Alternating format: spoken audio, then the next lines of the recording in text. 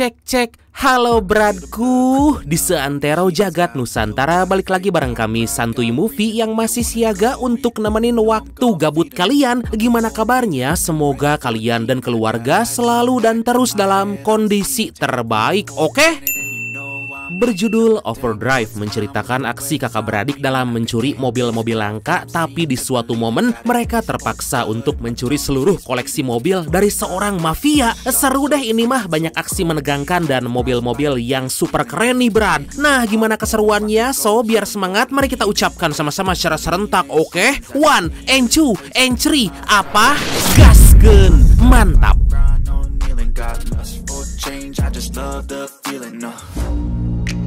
I ain't gonna give up. Got too little time, I'ma live up. If you haven't been dreaming about this car your entire life. Ladies and gentlemen, we come to our final item. A 1937. Berlatar di negara Prancis, terlihat di sana lagi digelar acara pelelangan sebuah mobil super langka Bugatti 57 SC Atlantic tahun 37 yang hanya tersisa 2 unit di dunia. Setelah para Crazy Rich memberikan tawaran, akhirnya mobil itu pun terjual dengan harga fantastis yaitu $41 juta. Wow! Sold for 41 million. Congratulations, the car is yours, sir. Sementara itu, di sisi lain, dua kakak beradik bernama Andrew Foster dan Garrett Foster lagi bersiap-siap membegal mobil hasil pelelangan tadi. Setelah truk pengangkut mobil itu terlihat tanpa berlama-lama, Andrew langsung melompat ke atasnya, sedangkan Garrett menghadang truk itu dengan mobil BMW M3 yang dia bawa.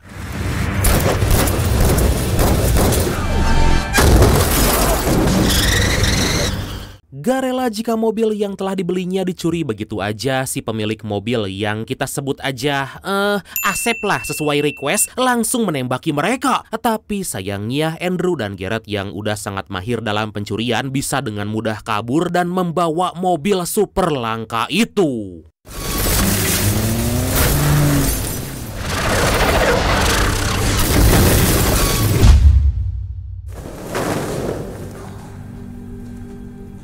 Singkat cerita, Andrew dan Garrett pun menjual mobil itu pada seseorang bernama Panahi. Tapi saat mereka melakukan COD, bukannya uang yang mereka dapat, tapi tiba-tiba anak buah Panahi menutup kepala Andrew dan Garrett serta menghajar mereka. Gak lama berselang, Asep juga datang ke sana lalu menodongkan shotgun pada Panahi. I had no idea who the car belonged. Andrew dan Garrett dalam kondisi terikat dipertemukan pada pembeli asli mobil Bugatti yang bernama Giacomo Morier. Ternyata Giacomo yang tahu kemampuan hebat mereka dari Asep berniat merekrut dan mengajak dua kakak beradik itu ke garasi untuk melihat koleksi mobil mewah yang dimilikinya. Porsche 356, Jaguar Elite, a Jaguar Type-B, Corvette C1. Melihat banyaknya mobil-mobil langka, Andrew dan Garrett yang notabene-nya pecinta mobil klasik langsung terpukau dengan koleksi Giacomo. Tapi tiba-tiba Giacomo mengarahkan senjata ke arah mereka berdua dan untungnya Garrett sontak menawarkan jasa untuk mencuri mobil Ferrari 250 GTO tahun 62 milik seorang mafia bernama Max Clem. Mendengar penawaran itu, Giacomo pun luluh karena ternyata Max adalah lawan bisnisnya dan pernah membuatnya kehilangan banyak uang. Oleh karena itu, Giacomo ingin membalaskan dendamnya. I know the bastard better than he knows himself. Pada awalnya, Giacomo ragu dengan kemampuan yang dimiliki Andrew dan Garrett, tapi di sana Garrett mencoba meyakinkan. Hingga akhirnya mereka pun diberi waktu 1 minggu untuk melakukan aksi pencurian yang bisa dibilang mustahil itu. Can't crew up that fast. What? Planned the job inside a week before. We're in Marseille, we can't. Beberapa waktu kemudian, Andrew menemui sang kekasih yang cantik mencenet aduhai, amburahoy bernama Stephanie. Melihat Andrew dan Garrett yang babak belur, Stephanie pun tentu aja merasa khawatir dan menanyakan apa yang telah terjadi. Kemudian Andrew pun menjelaskan misinya untuk merampok seorang mafia dan membutuhkan tim dalam aksinya nanti. Sebagai kekasih yang baik, Stephanie pun mengajak mereka berdua untuk menemui seorang pencopet cantik bernama Devin. Really well. Setelah merekrut Devin, mereka berempat pergi ke sebuah tempat menemui seorang perakit bom yang bernama Leon. Setelah melihat kemampuannya, mereka pun menghubungi kelompok balapan liar yang terkenal di seantero Perancis.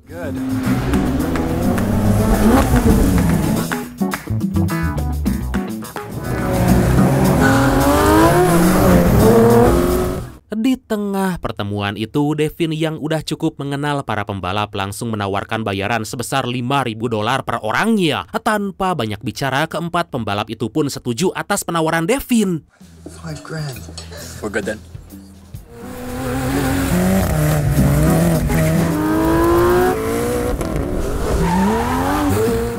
Singkat cerita, saat kembali ke apartemen, Andrew, Garrett, dan Stephanie dikejutkan dengan adanya orang asing yang udah menunggu mereka. Ternyata orang itu adalah Lauren Morier yang gak lain adalah sepupu Giacomo yang ditugaskan untuk membantu kelompok Andrew agar bisa masuk ke dalam jaringan Max. Dari sana, Lauren pun mengajak mereka untuk menemui tangan kanan Max yang bernama Kun. I got this one, boys. Okay. Kun menanyakan tujuan mereka datang dan tanpa banyak basa-basi, si cantik Stephanie menawarkan kelompoknya untuk bekerja sama dalam organisasi Max. Mendengar hal itu, Kun yang cukup tertarik langsung mengajak mereka ke sebuah landasan udara dan menantang untuk menghentikan sebuah pesawat yang akan lepas landas. Tanpa menghiraukan resiko, Andrew bersama kelompoknya langsung menggaspol mobil dan mencoba untuk menghentikan pesawat itu.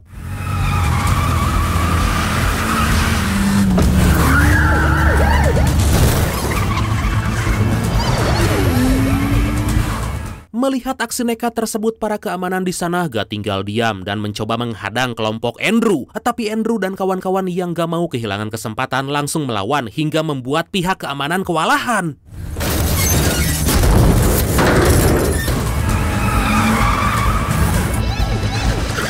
Di tengah kekacauan, Garrett dengan nekat membuka atap mobil dan secara mengejutkan menabrakannya pada salah satu baling-baling pesawat itu. Akhirnya tantangan pun berhasil mereka selesaikan. Kemudian Kun menjelaskan bahwa ternyata landasan udara itu milik Max dan secara gak langsung mereka telah merampok pesawat pribadinya dan layak bertemu dengan Max.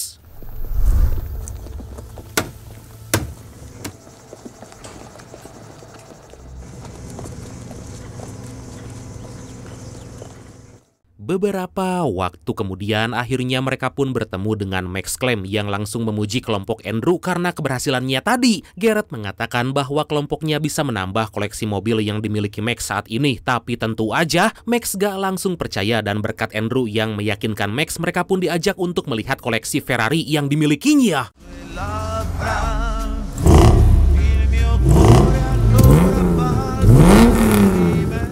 Di tengah kekaguman melihat koleksi Max, Andrew dengan cerdik melirik spion untuk melihat Max memasukkan pin keamanan garasi itu. Sementara pandangan Garrett langsung tertuju pada Ferrari 250 GTO yang menjadi target mereka. Setelah cukup puas, Andrew bersama kelompoknya pun pulang dan gak lupa menuliskan pin pada bungkus korek api serta meminta Stephanie untuk menyimpannya.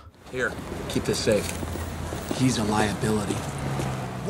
Setibanya di apartemen, mereka dikagetkan dengan adanya dua agen Interpol yang kita sebut aja Opik dan Emul yang lagi memeriksa Devin. Ternyata kedua agen itu mendapat laporan pencurian mobil langka yang dilakukan oleh Andrew dan Garrett. Sempat terjadi ketegangan antara Garrett dan Opik, tapi karena kedua agen itu gak memiliki bukti kuat, akhirnya mereka pun pergi dari sana.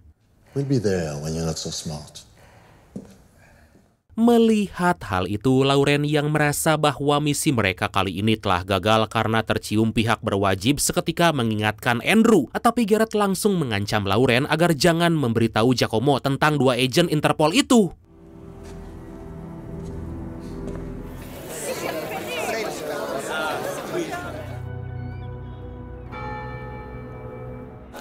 Gak lama berselang, Neneng Stephanie pergi ke pasar untuk membeli keperluan dapur, tapi secara tiba-tiba Asep menodongkan pistol dan mencoba menculiknya. Sempat terjadi perlawanan, tapi anak buah Giacomo yang berada di sana langsung menangkap Stephanie. Sementara itu Andrew dan Garrett yang lagi JJS alias jalan-jalan sore dikejutkan dengan serangan dari anak buah Giacomo. Alhasil terjadi aksi baku tembak dan kejar-kejaran di antara mereka.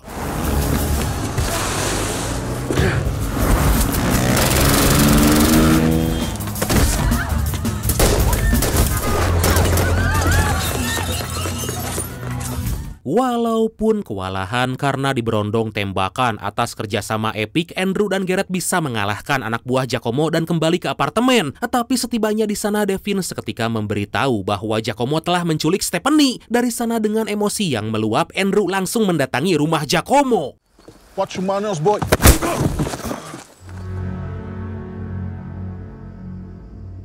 Giacomo langsung menunjukkan Stephanie yang terikat dan akan dieksekusi. Melihat hal itu, Andrew semakin emosi dan mencoba menyerang. Tapi karena nggak mau nyawa Stephanie jadi taruhannya, Andrew pun mau nggak mau harus menuruti permintaan Giacomo, yang mana mereka harus secepatnya mencuri mobil Max. Dan jika Andrew mengingkari, maka Giacomo gak segan-segan membunuh semua orang yang Andrew cintai.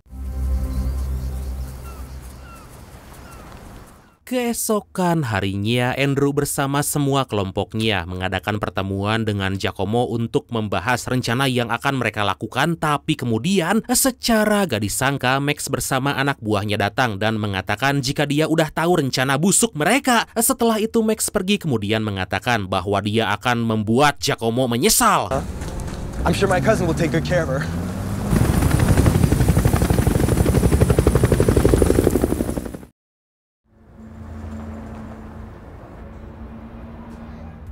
Di malam harinya, Andrew, Garrett, dan Lauren kembali dihampiri oleh Opik dan Mul yang udah tahu bahwa Lauren adalah sepupu dari Giacomo. Di sana Andrew yang gak mau kedua agen itu terus-menerus mengawasi mereka seketika menghajar Lauren agar Opik dan Mul menyangka bahwa mereka lagi berseteru.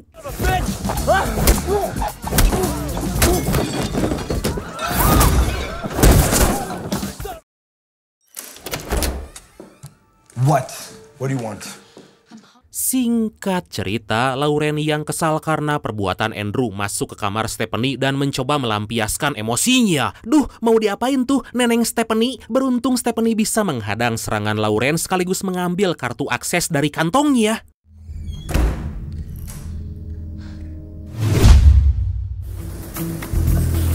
Okay, let's roll. This is it. You know what to do. Akhirnya Andrew bersama kelompoknya memulai aksi pencurian itu dengan sebuah bis. Mereka pergi menuju rumah target sedangkan Giacomo dan Asep menunggu di tempat pertemuan. Gak lama berselang, Opik dan Mul datang dan tanpa alasan jelas mereka tiba-tiba menangkap Giacomo. You are all under arrest.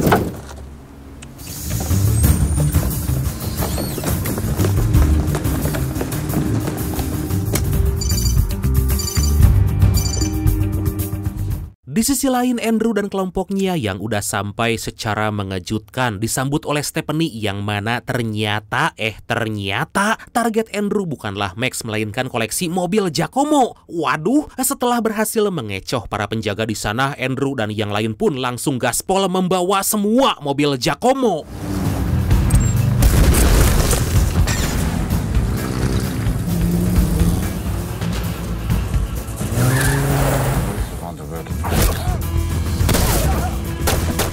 Giacomo yang baru sadar bahwa dia telah dijebak langsung menembak Opik dan pergi mengejar kelompok Andrew. Sementara itu di tengah pelariannya, Andrew yang merasa momennya udah sangat pas tiba-tiba melamar sang pujaan hatinya yaitu neneng Stephanie. Tanpa pikir panjang, Stephanie pun tentu aja menerima lamaran itu dan melihat Giacomo serta Lauren udah mendekat, Andrew pun langsung menggaspol mobilnya.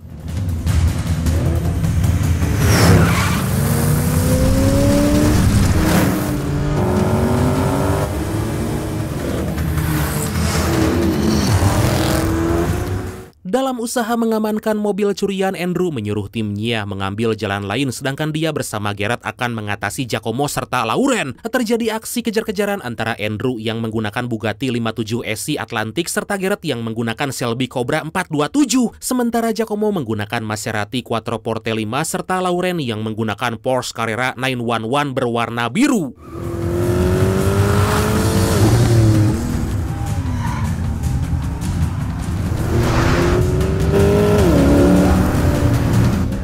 Dengan berbagai cara, mereka mencoba menghadang Giacomo serta Lauren yang pantang menyerah mengejar. Sampai di suatu momen, Lauren dengan nekat melawan mendekati Andrew dan menodongkan pistol dan tiba-tiba...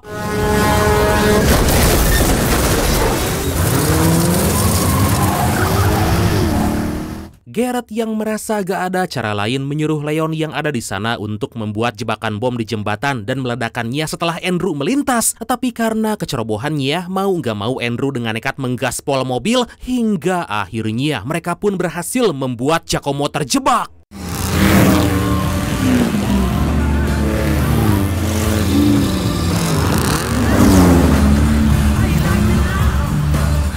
Setibanya di pelabuhan, semua tim langsung mengangkut mobil-mobil curian ke atas kapal. Sedangkan Andrew dan Garrett dikejutkan dengan keberadaan Giacomo yang tiba-tiba udah ada di sana. Andrew dan Garrett pun turun dari mobil untuk menghadapi Giacomo. Tapi saat Giacomo menggaspol mobilnya secara mengejutkan,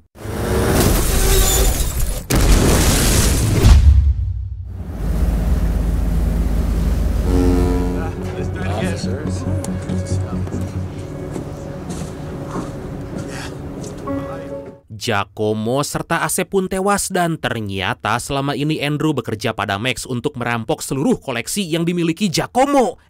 Tapi di sisi lain, Devin melihat bungkus korek yang bertuliskan PIN keamanan garasi Max. Singkat cerita, tepat di area Menara Eiffel, ternyata benar aja Devin datang membawa Ferrari 250 GTO yang dia curi dari garasi Max. Mantap! Di tengah keberhasilan mereka, Stephanie mendapat info baru bahwa ada mobil Sierra Coupe tahun 53 yang hanya tersisa 9 unit di dunia dan tentu aja bisa menjadi misi pencurian mereka selanjutnya. Dan akhirnya film ini pun Oh, you think I thought that you just came up with that plan? tamat. Oke, dan pesan yang bisa kita ambil dari film kali ini adalah intinya jangan mudah percaya pada siapapun karena lambat laun gak menutup kemungkinan orang itu akan mengkhianatimu. Oke bradku, makasih banyak udah nonton sampai akhir. Seperti biasa mohon maaf karena masih banyak kekurangan. Semoga kalian dan keluarga sehat selalu. Salam sukses, salam santuy dan see you next time. Bye-bye. Ngopi heula atuh. I could go heal them, don't believe in fate, don't believe in ceilings. I just need a taste and my mind starts peeling. I don't pace myself, I grind on kneeling. Got lust for change, I just love the feeling. I ain't gonna give up, got too little time, I'ma live up. Head down, push forward through the tough times, cause anything worth doing is a tough climb. And I ain't gonna give up, got too little time, I'ma live